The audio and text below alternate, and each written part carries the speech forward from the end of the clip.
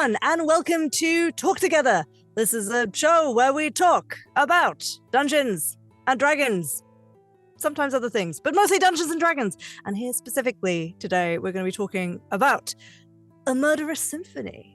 Now, you may be thinking, usually with these post-show chats, we usually have the whole array of faces, all of the cast.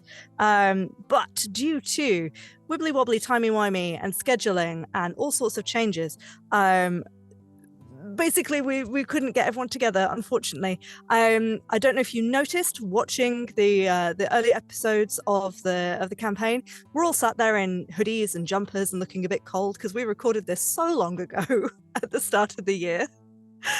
So long ago, and now it is the end of summer and it is boiling hot, and Josh and I are just like, ugh. I was about to say, is it the end of summer? It feels like it's just the bloody start of it. No, it's just started. No, we are in September and it is sticky.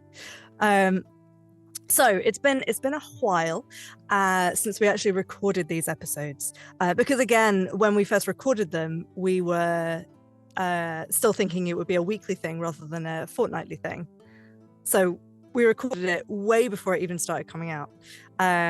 So then, yeah, time and life happened. We've not been able to get everyone else together. So we thought we'd just do a little roundup chat with Josh. Maybe we'll chat about some other stuff as well. But before we get stuck into that, I should say that's Josh. Say hi, Josh. Hi, Josh. And I'm Nat. Hi, Nat. Hi, Nat. Hi. Hi. But before we get started, the stream will run for about an hour. And thank you very much to our sponsors and our supporters. We've got Hero Forge, Ultra Pro, Phoenix Dice, Alchemy RPG, our supporters Idle Champions, Neverwinter, Eldwood Academy, and D&D Beyond. Huge thank you to our D20 Club on Patreon. You're all wonderful, marvelous people. We heart you very much. Thank you. And if you want to engage with us in a digital social media fashion, look for Roll Together RPG across the socials. And if you want to listen to this instead of watch it on Twitch or YouTube, you can look for Roll Together RPG and you will likely find us. Lovely. So, all that bump out the way. Murderous Symphony. Josh, you're so mean. I am. I traumatize. The first two episodes were nice. Yeah, sure, lovely. Yeah, real chill, taking away mentors and showing gory murder scenes and things. Super chill.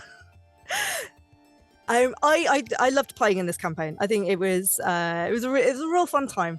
I do have the official the D20 and the official questions, but I wanted to sort of start this with because this was you've done little bits and pieces for Roll Together, but this was your first one that first DM in on Roll Together.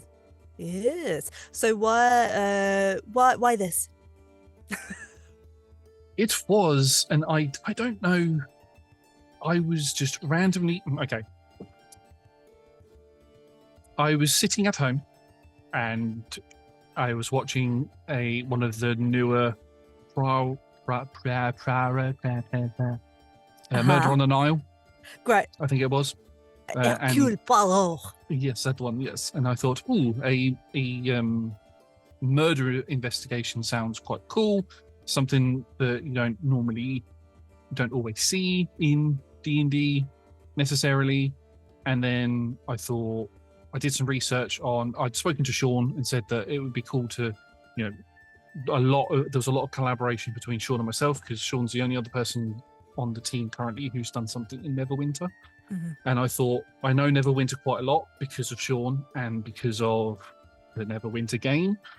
So I thought I would do that instead of something like Baldur's Gate or what's the other place? Waterdeep, because I don't know them very well. I do know Baldur's Gate quite a lot now because of a certain game that's come out recently.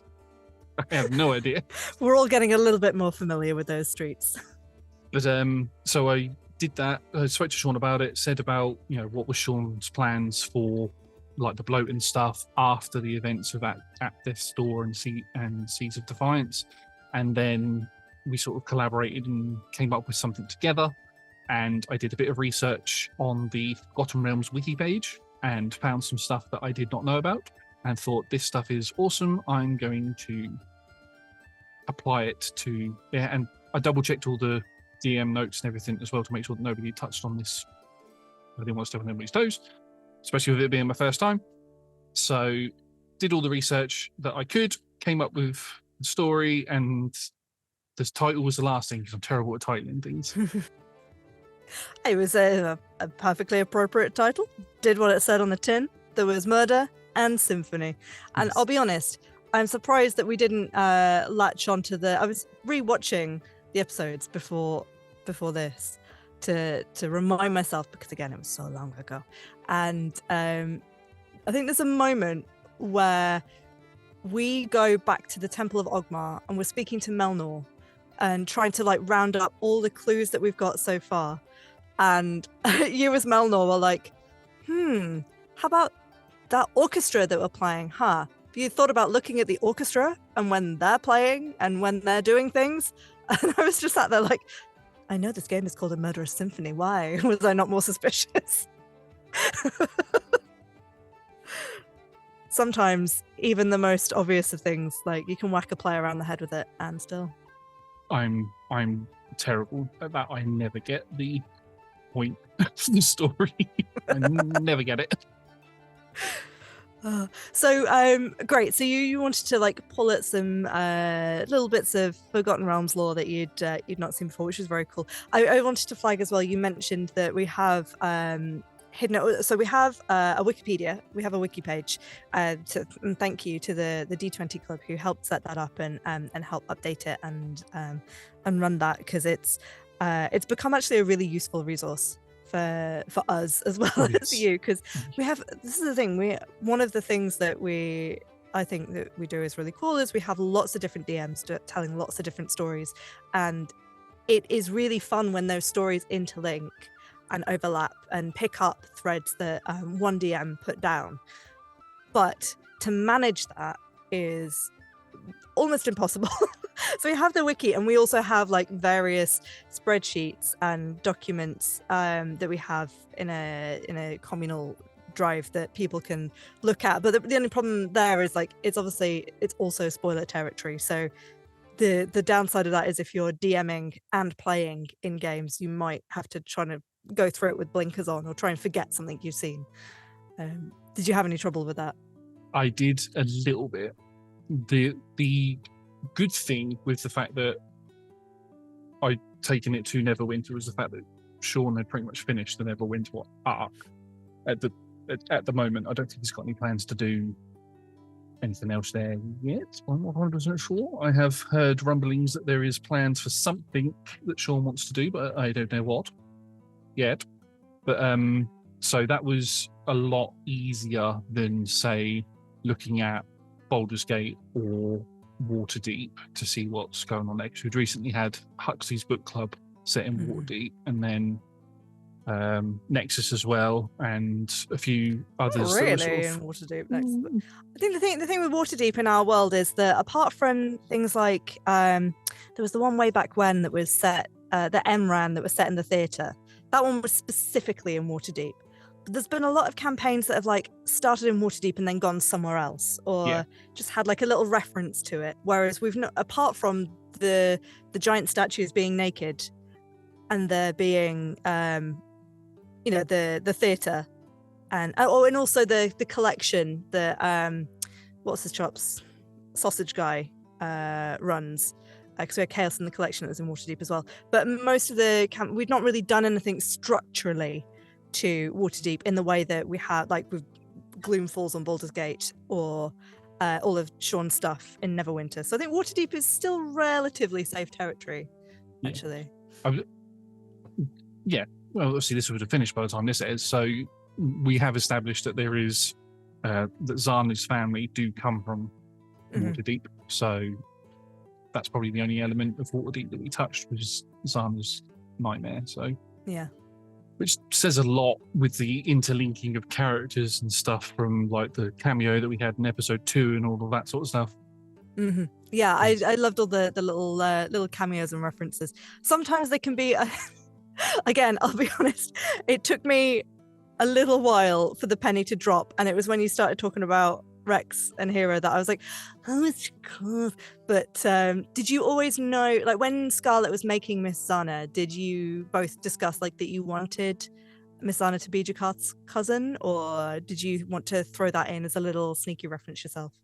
So Zana and Jakarth are both characters that Scarlett and myself have played in an offline game together, and they sort of adventured around with each other and all of that. And when it came to Scarlett wanting to play Miss Zana on in this, we said we sort of spoke about it and said, yeah, would it be cool to have them as relatives? And then we came up with this whole thing of their cousins. Her mum is sisters with Jakarth's mum, who had passed away, and sort of like all of that sort of stuff. So yeah, it was fun. It was definitely fun to come up with that, because it sort of gives, as everybody knows, I like to play characters that are linked to other characters. So it's just given me another family tree to sort of sponge off of, now that I've sort of established that there's only Jakarth and Garnot. Now. Well, I'm going to lay down the law now, Josh. You can never play Miss Zana's dad because he is awful. Yes, he's horrible. He's and not needs a nice to person. stay as an NPC, because otherwise I don't think you'd be in that campaign very long before one of your colleagues murdered you. Yes, definitely. I think, was it Pixie said in the chat, like, he needs acquainting with the soggy fish of enlightenment, and I wholeheartedly agree. We might have that come up as a comeuppance for him in a later thing if he appears, maybe. Maybe slapped with a fish. That's what we all want to see. I mean, his son, Zana's brother, does run a rather prolific sea trading business, sea merchant business. So maybe he could walk up to his dad and slap him with a fish. Maybe I could play the brother. Maybe you could play the brother. He also sounds a little bit pretentious as well, though. So yeah, I can never. I don't think I could do pretentious. I either play like arsehat characters that then sort of swerve into party dad, or I play really nice characters that are already party dad. So a strong theme there. Not intentional. Although, speaking of party dad, I'm going to use that as a segue into talking about the other players, because they're not here and they can't defend themselves against us saying nice things about them. So yeah, there. Party dad, obviously, this time around was Niall playing Amun-Ra, yes, which was fantastic because he was also like the closest thing to a villain that we had in the team, which was great. Like on the edge. Yeah. Big scary dump here. Also, I'm just here with a really great deadpan sense of humor, and I'm just like looking after everyone and like, why are you doing that? Don't do that. That's silly. Come here. Yeah, definitely. And then, so what I think Zana would class as the crazy, not the crazy aunt, but like the bubbly aunt. Rhodey, the bubbly uncle. Yeah, I feel like I have a certain imagery of Miss Zana I think she would at times definitely be a wine aunt. Like, she would be the one that's like super into her machines, but if you were out socializing, she'll be the one that's just like, go on, just add the glass. Treat yourself. Definitely, 100%. Oh, yes. Definitely the social bee. Yeah. And yeah, it's such a really like wholesome and lovely, but also quirky character. Like, I love the fact that she had like her beetle was all just a little bit like and like destructive, and then the same with the little dragon. Again, she made that amazing little mechanical noise that I was very impressed by, which was very cool as well. It's really something when you're like face to face and you hear that noise as well, because like, how are you doing that? The first time she used Archimedes in real play, in real time, the little dragon, and started doing all the noises. It was like, oh, I did not realize that it was a animatronic dragon, and it was like, that's really cool. Yeah, that's nice. Was that something that was part of the class? Yes, because she's Artificer. Artificer. I think it was the homunculus servant infusion, yes. on top of being a battlesmith for the beetle. Yeah. Great. Yes, and as you said, we've got Sean. That I love Rhodey as well. Just kind of, I got like kind of Rob Brydon in Gavin and Stacey vibes. Oh yes. That kind of slightly bumbly uncle who was really kind-hearted and knows what he's doing, but is a bit like, oh right, what are we doing now? And just kind of going along with everything. Amazing. And that bloody magic item that he has, the apparatus, that is Yes. like one of my favorite items that I would never use. Yeah, it sounds terrifying, but amazing. Yeah. So I don't know of it too well. Like, can you break it down? Because I don't think we specifically talked through, this is what it is, and this is what it does, and this is how it could go wrong too much in the campaign. Could you talk us through that a little bit? The basics of it is you use the apparatus to pick a spell up to a certain level. It might be 6th. I would need to double check. And it can be from any spell list, so you don't need to know the spell, and you have to make a Arcana check to try and cast a spell. I believe the DC is 10. If you fail, then it's like a wild magic surge. You have to roll to see what the result is, and one of the results could be that you fire a fireball on your own head. Luckily, we didn't get that, but that's the gist of it, and the way that Sean used it in both A Murderous Symphony and in the Talking as a Free Action that we did a couple of weeks ago is just it's just so much creative freedom with that particular item. And Rhodey having it is, I've realized that Rhodey is just pure chaos. And we didn't get to see it that much in Murderous Symphony, but I think if Rhodey comes back again, I think we will see full chaos. Yeah, which is exciting because it's not what you tend to see a lot of from Sean, but when he does it so cleverly as well. And yeah, just being able to pick any spell list up to 6th level from any spell from any list. You just gotta know everything to know what you're doing with it and to use it effectively. And I thought he did that really well. So and then we had G playing Rion, who I still feel like I want to see more about Rion. I think G brought some just such wonderful moments of absolutely this is a broken and hurt teenage soul. And we saw little flashes of it, but I still feel like there's so much more to Rion that we didn't get to see. Yeah, there's a lot.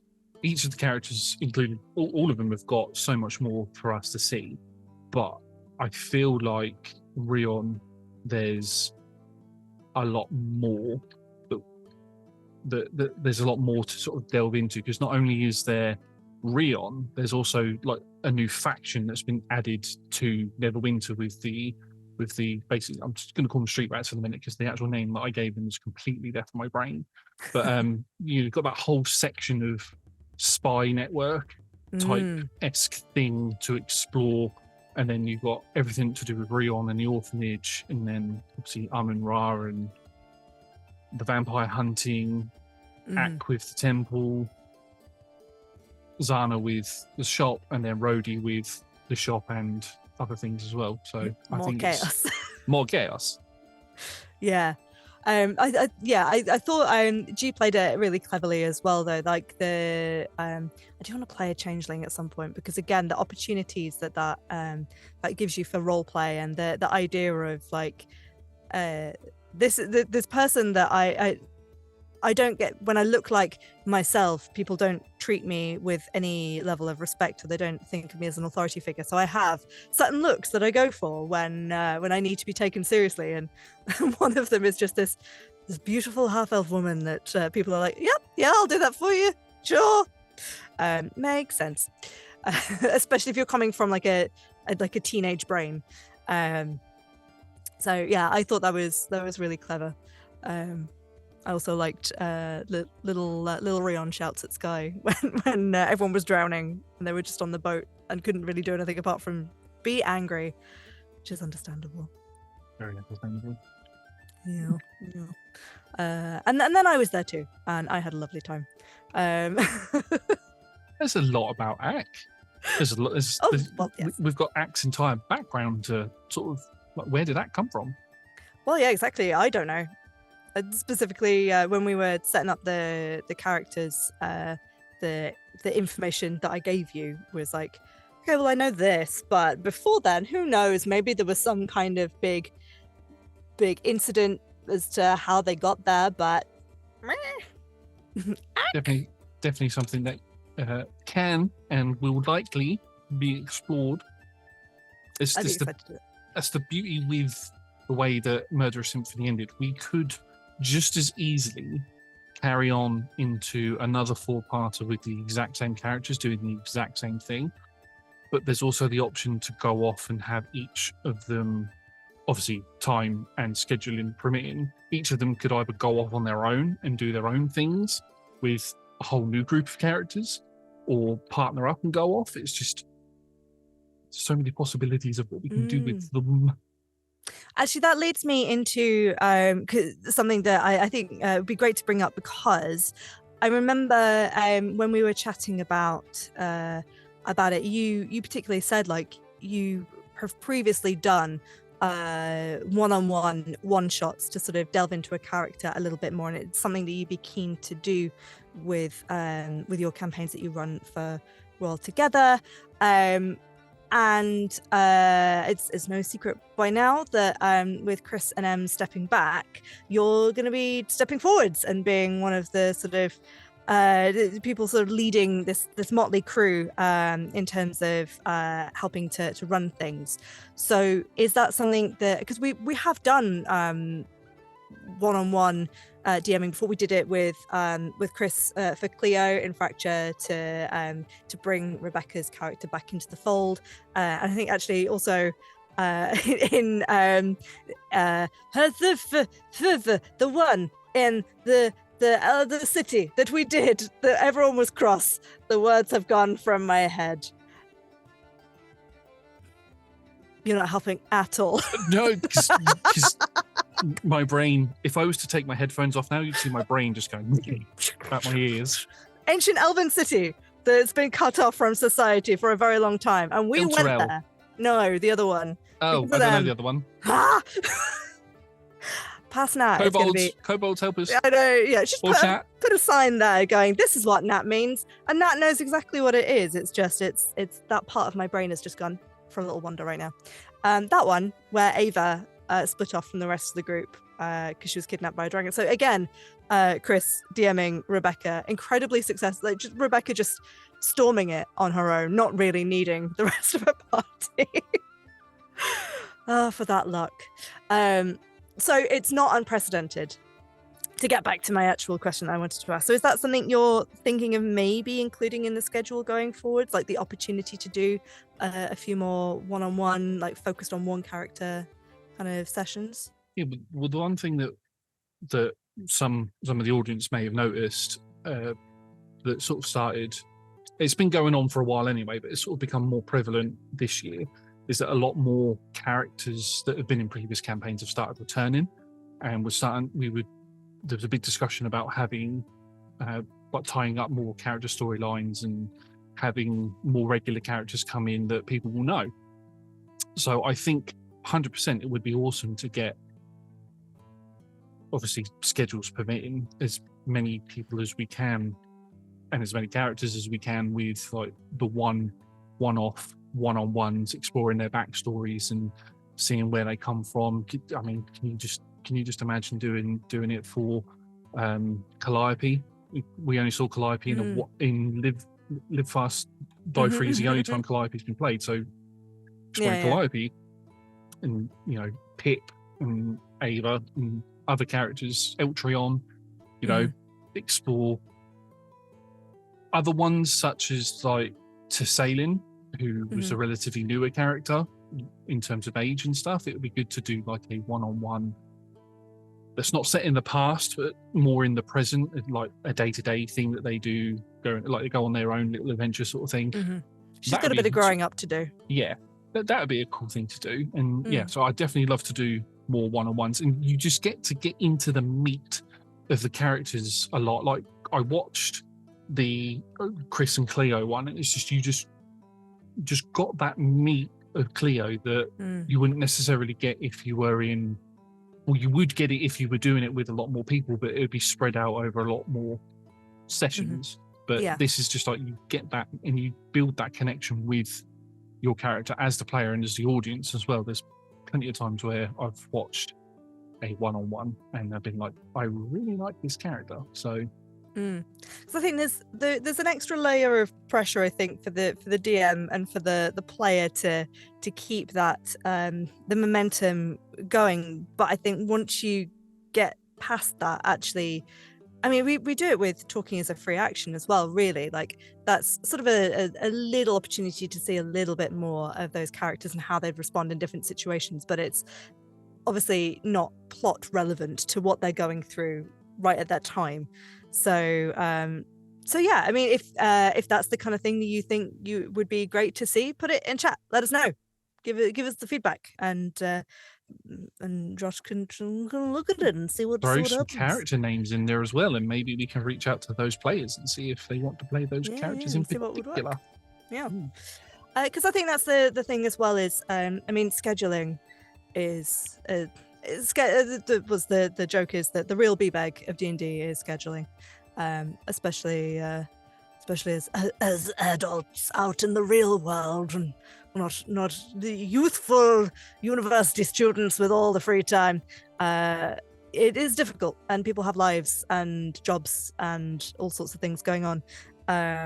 So which is kind of part of the things are changing but not changing that you might see coming up is that there are a few faces that are stepping away for life reasons as well, and some people who are still kicking around, but you just might not see them quite as regularly.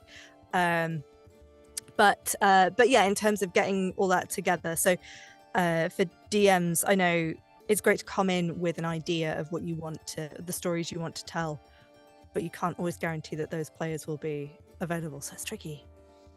It's very tricky, yeah. But we have, for those who don't know, Sean does a lot of the scheduling for us and does an absolutely fantastic job at it, and has really helped with me getting into the swing of things and not changing things, but getting used to how things go and working out other aspects of what needs doing. So having Sean there and providing that extra support along with yourself with these Friday shows as well, because you scheduled all of those, it's been just amazing having the pair of you doing that and being and helping. So thank you to both of you. You're very welcome. It's a big old job, and I think I'd like to think we do a relatively slick job, but it is a lot for a small team to do. So everyone put some appreciation for Sean in the chat, because he deserves it and he's great. Yes. I want to get back to talking about Murderous Symphony a little bit more. So I guess with that in mind, did you have any we didn't have any returning characters for this, did we? Obviously Mizana is Rhodey is returning, but from like way ages ago, and I think Sean has changed him slightly. So were you excited then that you got to mold these characters a little bit with the players, or were you expecting any returning characters? So I think with the fact that it was set in Neverwinter, there was a lot of, obviously there's not many people who have played in Neverwinter, especially at this level, because if I'd done it at a higher level, obviously we could have had like Tessalin and Hera and all that appear instead. But I wanted to do it as sort of a lower level thing. The intention with that is the story arc is sort of like a 3-part story arc of 4-parters, if that makes sense. Mm-hmm. So if we do get those characters come back, they would level up to the sort of level that Jakarth, Hera, Tessalin and all that are. So then there is a potential for a Avengers style Neverwinter event. The Neverwinter possibly. Crowd. Yeah, the Neverwinter Endgame or something, where they could all come together, and obviously if other characters come down from Icewind Dale or come up from Baldur's Gate or Waterdeep or anywhere else, or come over or more come over from Sakara, then there's the potential of building out. So having newer characters, especially Rion and Ak in particular, because of the fact that Ak comes from the Temple of Ogmar, which is a temple that we hadn't explored yet. So it was interesting to have that and do the research on the temple and sort of go over the research that Sean's done on the Temple of Kelemvor and all of that. And then with Rion, with, as I said before, implementing the sort of super secret spy network, and even Melnor as a handler, like a quest giver, effectively, was something that was really, really fun to do. There's not much. There wasn't much that I could do with, say, Amun-Ra because of where Amun-Ra comes from. So Amun-Ra was more focused on like sort of like the big bad of the game. That's sort of why the reveal being the reveal that this was it helped more with giving Amun-Ra purposes to being there, sort of thing, and helped with that. And then obviously Zana and Rhodey both being part of the shop, being part of the merchant trade thing that Neverwinter lacks, because there's no merchant guilds or anything in Neverwinter because of Lord Netherember being a douchebag. So yeah, it was just good to get. I'm starting to waffle now. The whole point is that they're all very like it felt like they were all very connected to the city, even with Amun-Ra as someone who traveled from far away. Like he had those connections to the story. It wasn't just, and this person is happening to be here as well. So that was really nice. I'm going to we've got about half an hour left. I'm going to actually roll the dice and ask some of the official questions. Oh yeah, we roll dice, don't we? Controversial. Roll that dice. Roll that dice. Okay. So some of these are obviously designed for everyone to pitch in on. So we're going to have to do it on our own. I don't know if there's an answer to this one. Which player character gets the blessed by the or cursed by the dice award? I mean, we didn't really have a particular player that. I think my quill was cursed. Yes. Every time I tried to use the spiritual weapon, it was just so ineffective. I either just went through people or tickled them. just have a little tickle. But yeah, I don't remember there being any like outstanding, oh my goodness, this person is blessed moments. No, there was no Rebecca or Evie sort of degrees of luck with the rolls, and there was no I'm trying to think who has really bad rolls normally. I mean, George used to be our benchmark. Obviously, he's not played in a little while.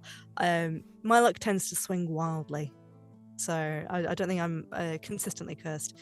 But I felt like a lot of the dice rolls were quite narrative. Actually, I feel like they supported successes and supported failures where appropriate. We had the sequence, obviously, a lot of the dream sequences, which were incredible, and I want to talk about them a little bit more when we roll another dice before we get to those. But a lot of the saving throws that you got us doing for those felt justified in the results as well. Like, I'm just gonna hold on a little bit longer and then give it. Like I just remember the image of Ak. Everyone else around them had drowned, and they were still just like kicking water. I think I had like 2 or 3 rolls of like, I'm still here. I know eventually I have succumbed, but it created this quite a cinematic image in my mind. Of Ak being alone, which was one of your fears. Yep. All seem to come together in quite a specifically like supporting the story way. And again, with like poor Rion being the main one that failed the wisdom saving throw at the start of their nightmare sequence, and being everyone else being free to run and them being the only one that was frozen on the spot, felt very fitting and poignant. So I don't know how much did you manipulate the outcomes of the rolls at all with not that? The dice, no? Not the dice rolls. No, in terms of the locations where the players went to, that was mostly random. So Rion's dream sequence leading into Zana's, that was fixed, but and Amun-Ra's one being last, because that was how I wanted you all to wake up. That was those were the 3 that were fixed. Everything else was random, so we could have started off with Rhodey's one. But it felt like did we not roll the dice for Miss Sana's? we did. I wanted to keep that Okay. sort of Sneaky. mystery of, be sneaky about it. But in terms of the actual like rolling that you all did during the dream sequences, so the wisdom saving throws, I had Rion set at a higher DC than what I did everybody else's, because it was Rion's nightmare in particular. Mhm. But and I just completely lost my train of thought there. But yeah, there was no Yeah, it makes fudging sense. of the rolls or anything like that for those particular things, especially with Ak as well. Your DC was quite low for Mhm. you, sort of not going down, whereas everybody else is quite high, because the whole point of it was to show that you're on your own. Mhm. 2 of your fears were water and being alone. So I wanted to sort of incorporate those together, and I thought the best way to do that is have everybody else disappear, add a bit of tension in with dice rolls. I could have just as easily just gone everybody else disappears and you're on your own, but I still wanted everybody else to be involved with what was going on. So even if it did kind of feel a bit doomed, as it were. But yeah. Yeah, no, I think it worked really well, and it sort of felt like, yeah, narratively that's where we're heading, but can we hold on a little bit further? Let's see. Yeah, it was cool. I'm gonna roll that dice again. Roll that dice. Okay, number 7, appropriate for a slightly darker campaign. Any moments of genuine scares. Obviously, as a DM, it wasn't a surprise for you, but I think. Well, do any come to mind for you, or any moments where you thought that the horror or the scariness really came into it? I mean, the dream sequence is really for me, I think.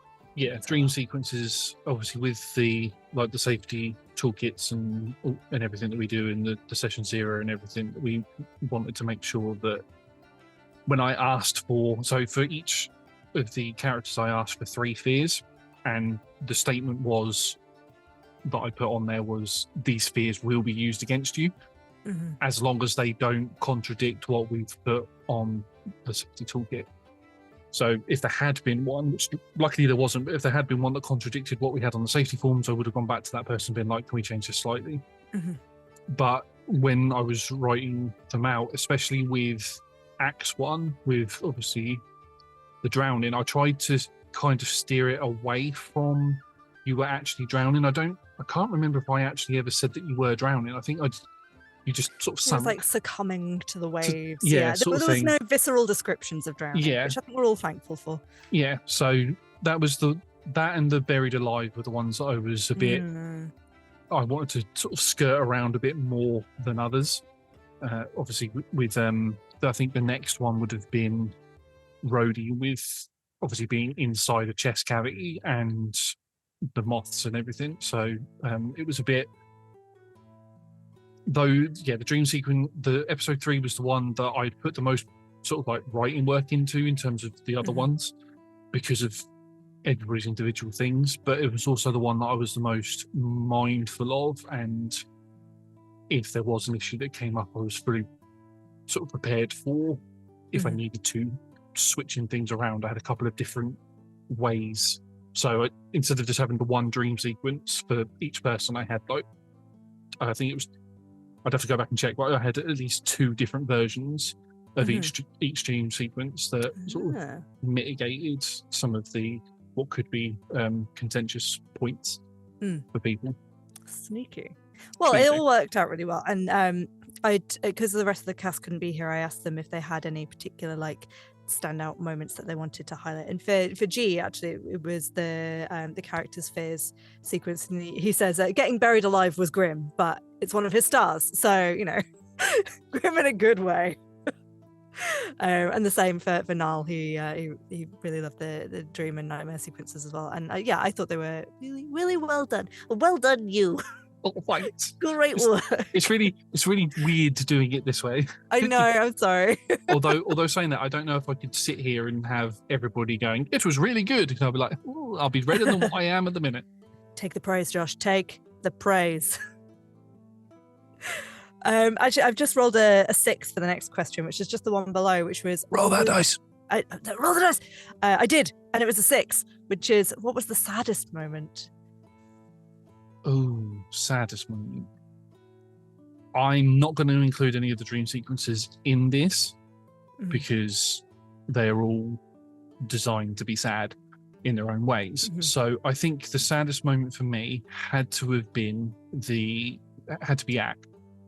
Ack's denial at the fact that Dr. Wigglestitch had gone, and the fact that they believed that the clerics and the paladin were pulling a prank on them, sort of indicates that there's not a good relationship between Ack and the other clergy of Ogmar, which again is something that could be explored in like a one-on-one thing. And so I think that was the saddest, and the way that you played it as well was just, oh, I don't want to do this anymore.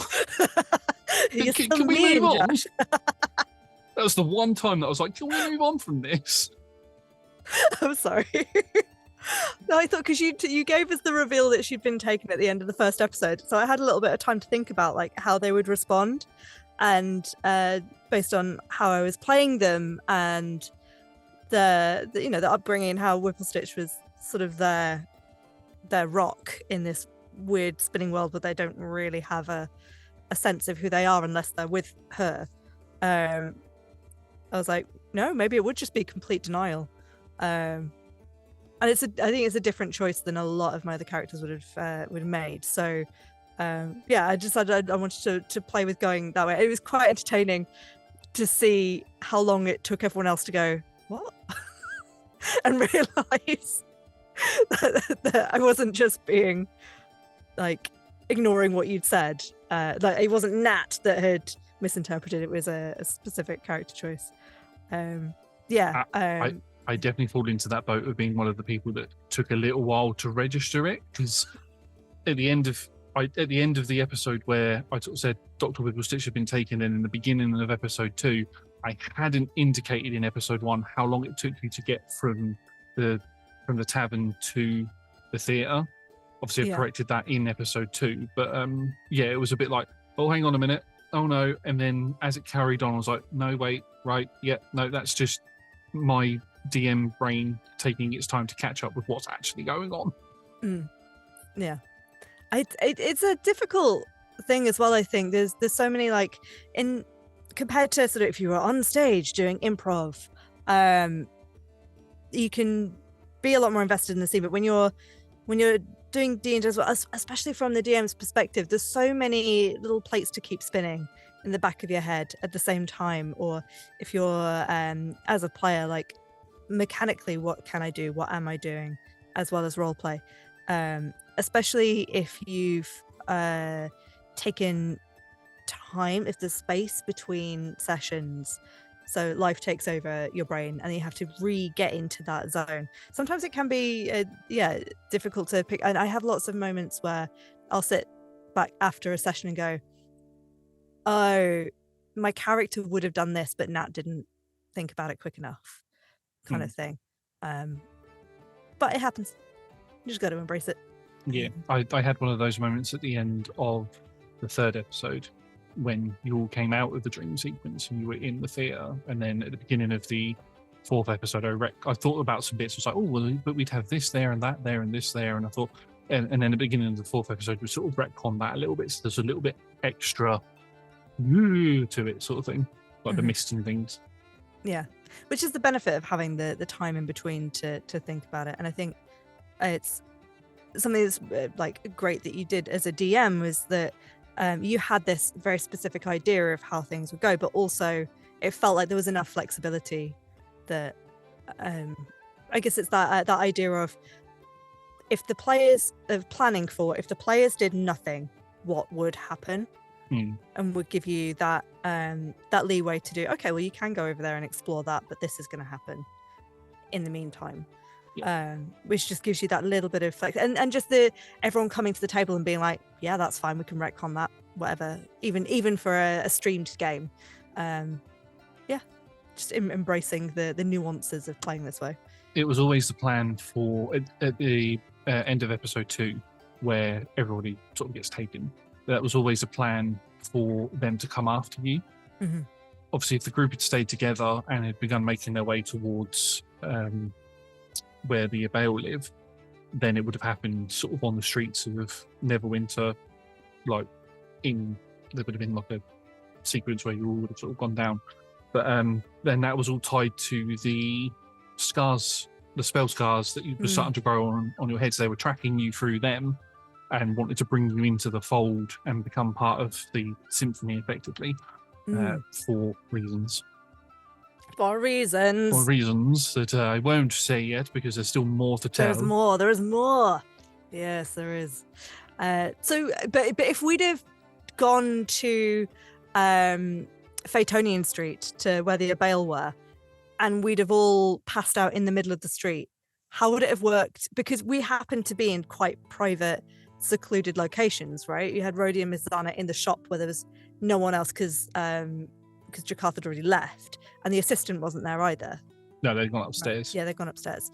And then the rest of us were in the sewer system underground, so there were no other people around. So that makes sense for our bodies being kidnapped as well. But if we'd have been out in the middle of the street, what would have happened? I had it down that you would have been, well, not necessarily would have been, obviously, because obviously player choice and all of that, but there would have been elements of like Mask and Shadows, and a few of the other agents would have appeared in like dark alleyways and all that sort of thing. And there was a potential for a other fight to break out in the streets that would have drawn you away from what was going on. Right. And there was also the fact that there was a lot more people, or there was or is a lot more people underneath Mordecai's sort of influence than what you might think. So if a fight had broken out in the street, and I'll say this now because it's not going to happen, obviously, because it's finished. But if a fight had broken out in the street and all of the characters had been knocked out, there are a lot more guards that were under Mordecai's influence. So when you would have been carted off to jail, you would have been taken down into the theatre instead. Right. Gotcha. Interesting. All right. I'm going to roll that dice and one more time. Okie dokie, roll that dice. Roll the dice. Okay, I feel like we've already answered this one, so this might be a quick thing. Which player character gets the cleverest use of a spell or ability award? Rhodey with the apparatus, 100%. Yeah, exactly. I'm going to roll it again. Roll that dice. Okay, we're back to the specific moments. What was the funniest moment? Which again is in this campaign, I remember laughing quite a bit, but more out of character. I'm going to apologise to you for this, but I think the funniest moment was the quill never hitting. Obviously, and Zana's bug, Zana's beetle as well. Yeah, that's entirely fair. Stupid quilly. One day you'll be useful. Actually, I feel like I did get 1 or 2 hits, but they were never particularly strong. Yeah. It was, I think I described it as when you missed, the quill just went right through. And then when you did hit, because unfortunately the damage wasn't too high, it was a light tickle. I think. Just a little waft. Oh, All right. I'm gonna cheat by specifically rolling the dice onto a 1. Because we can do that. No, I didn't say that. Shush. You didn't see anything. Okay, so one of G's questions, G's only question was, one of the things that he really liked was the vibe of the magic that the villains were using with the bracelets injecting bits of things into people, and the magic lighting up the heads with the cracks and the scars. And I mean, the imagery around all of that was very cool. And obviously meant that we had something to track within ourselves when we also got infected. Was that inspired by anything particular? And then the wider question is, were there any stories or elements from other books, films, plays, games, etc. that inspired you writing this campaign? So I think we touched on the inspiration thing at the beginning, where I said about Prawork and that person. Oh, yeah, sort of that person. I can't say it. That was a very heavy influence on that. In terms of like the way that the magic was done and all of that, like the spell scars and everything, that all came through doing research on historical events that have happened in Neverwinter. So I knew what I wanted to do, like the gist of what I wanted to do, but the details of it came when I was doing that research. I was like, oh, what's this spell plague? Because I'm not too down, as the kids say, on as the kids do say. As the kids do say, I'm not too down on the lore of the Forgotten Realms. So when I didn't know what the spell plague was, so I did a little bit of research into the spell plague, which led me into doing some research into some things that I won't say at the minute. But that's where I need to hit the Wikipedia page, clearly. But that's where the very end where we did our Marvel style end of credits scene, we had that Mordecai met with a particular tentacly creature, which is not a mind flayer. It is something else that is tentacly, and somebody guessed correctly. It was an aboleth of some sort, so it's something to do with aboleths. But I transgress.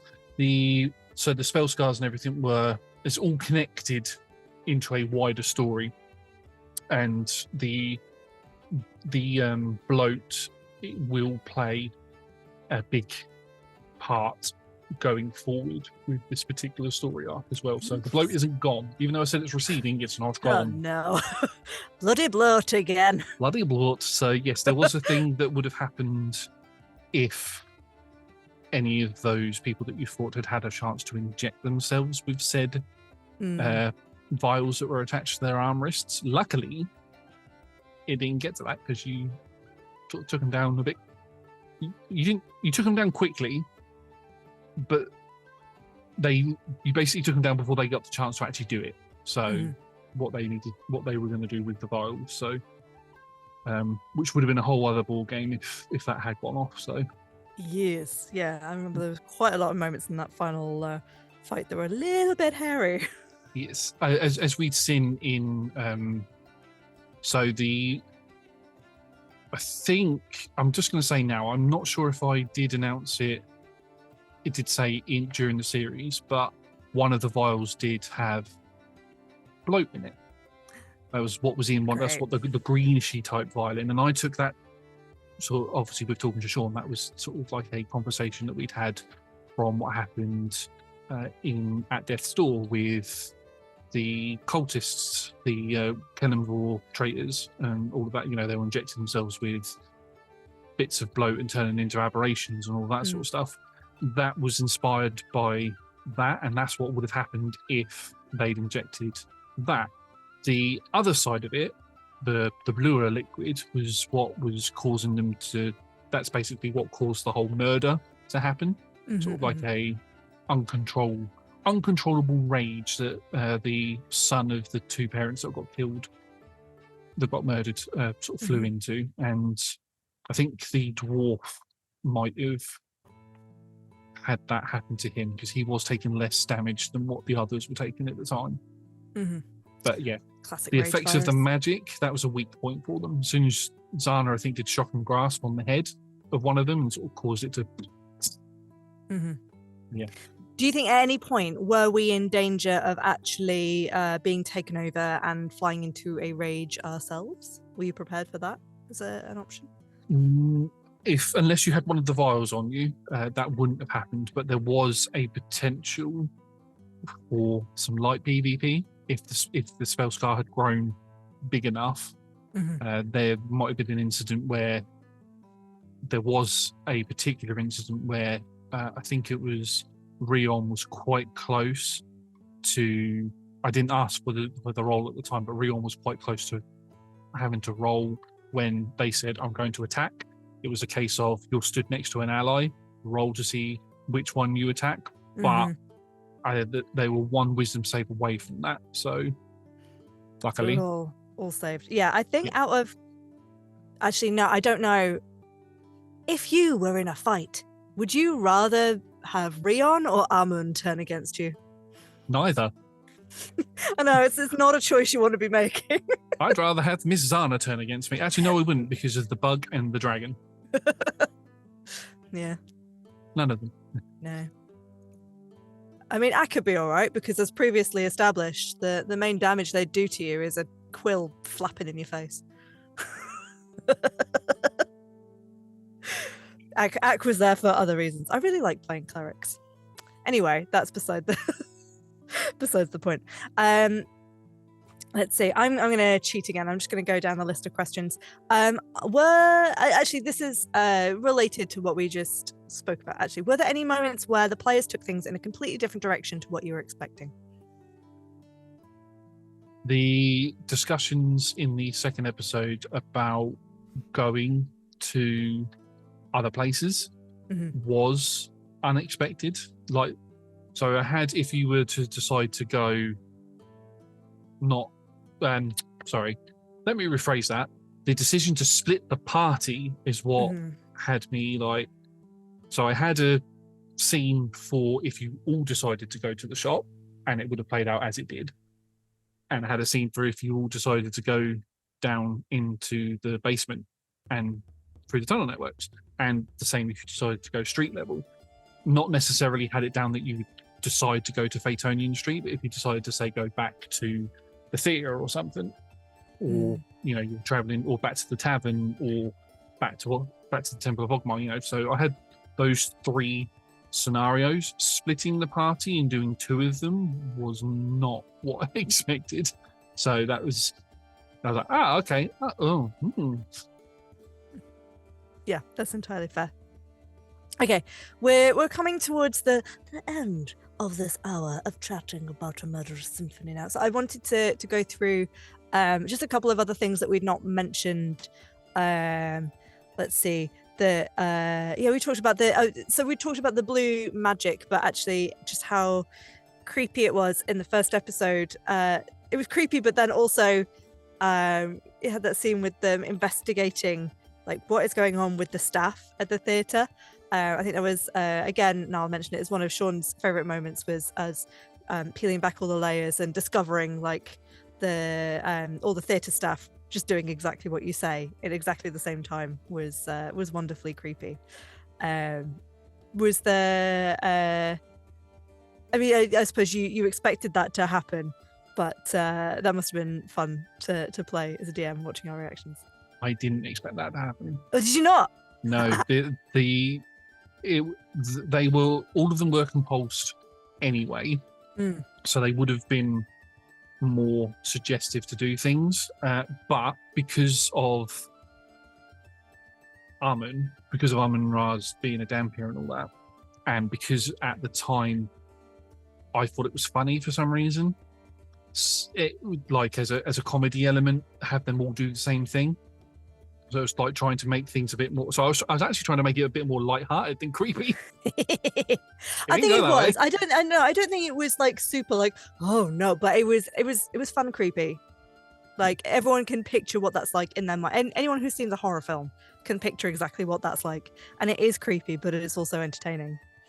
So I had a list of people that were or are maybe still compulsed by Mordecai, and it was just that particular element with them. So if you would try doing that with, say, the guards, it wouldn't have gone that way.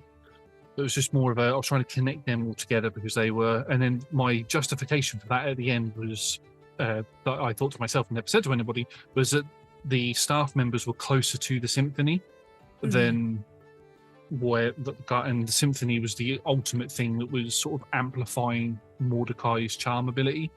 So that was my justification for them being a bit more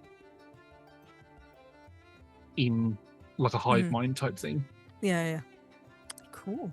Well, that's pretty much us done. I have one final question I want to ask you.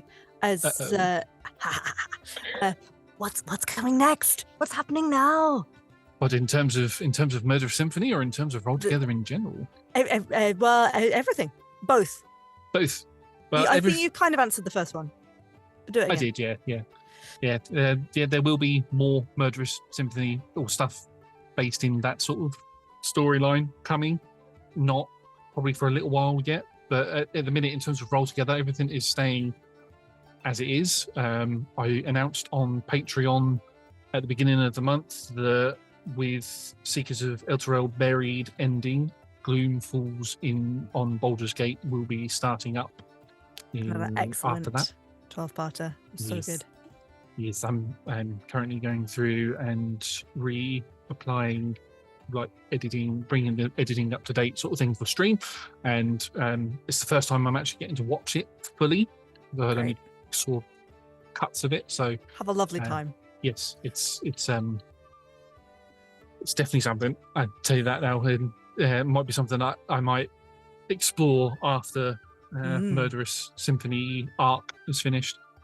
In terms of the Monday streams will be sticking with the Roll Together universe, or Roll Together's version of Faerun.